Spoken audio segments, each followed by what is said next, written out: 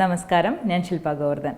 കഴിഞ്ഞ 3 വീഡിയോയിലൂടെ നമ്മൾ ജ്യോതിശാസ്ത്രത്തിൻ്റെ ഒരു ബേസിക്, ഒരു ഫണ്ടമെൻ്റൽ അറിവ്, നമ്മളുടെ ഒരു ആദ്യത്തെ പടി ജസ്റ്റ് ഒന്ന് അറിഞ്ഞു വെച്ച് കഴിഞ്ഞാൽ നമുക്ക് കുറച്ച് കാര്യങ്ങൾ തനിയെ ഒന്ന് മനസ്സിലാക്കാൻ പാകത്തിന് എല്ലാവരിലേക്കും ആ അറിവെത്തണം എന്ന രീതിയിൽ നമ്മൾ പറഞ്ഞ കാര്യത്തിൻ്റെ ഒരു തുടർച്ചയായി അടുത്തൊരു കാര്യം പറയാനുള്ളത്, നമ്മളുടെ ഗ്രഹസ്ഥിതി കണ്ടു കഴിഞ്ഞാൽ അതിൽ 12 കോളങ്ങളില്ലേ, അത് 12 രാശികൾ, 12 ഭാവങ്ങൾ എന്ന് പറയും.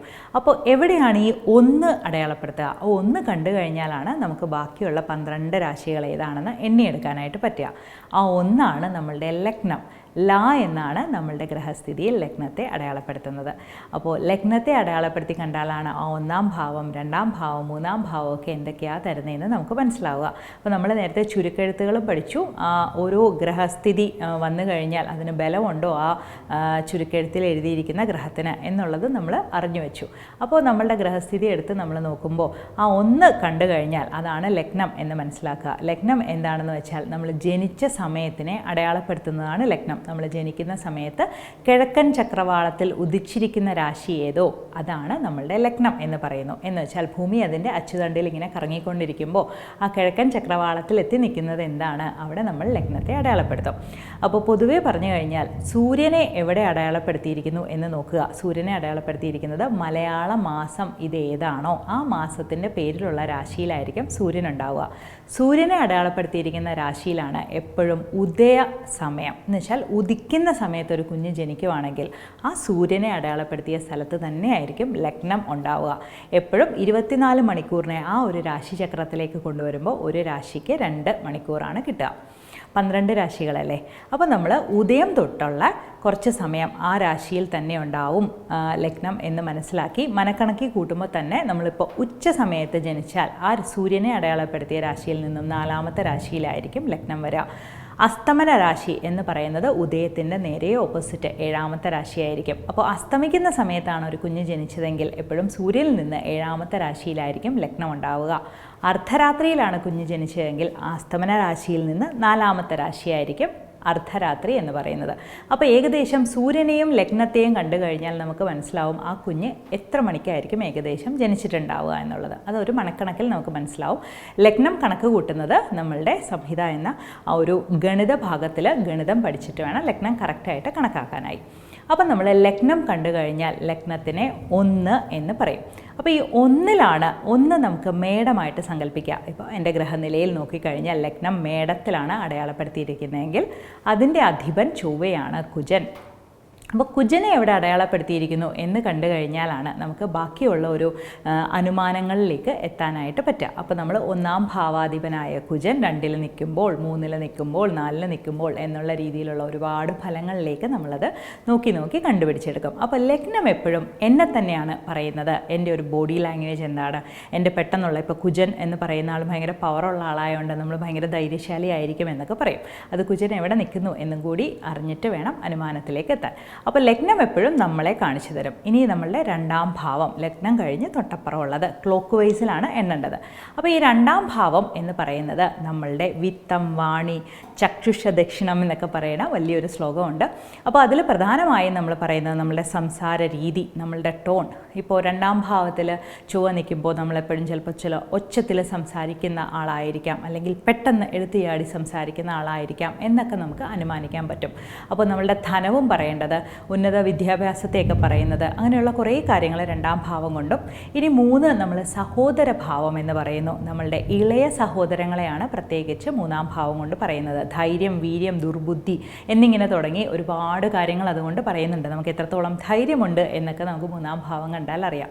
ഇനി 4-ാം ഭാവം മാതൃഭാവം എന്നാണ് പറയുന്നത്. നമ്മളുടെ അമ്മയെ പ്രധാനമായും പറയുന്നത് 4-ാം ഭാവം കൊണ്ടും.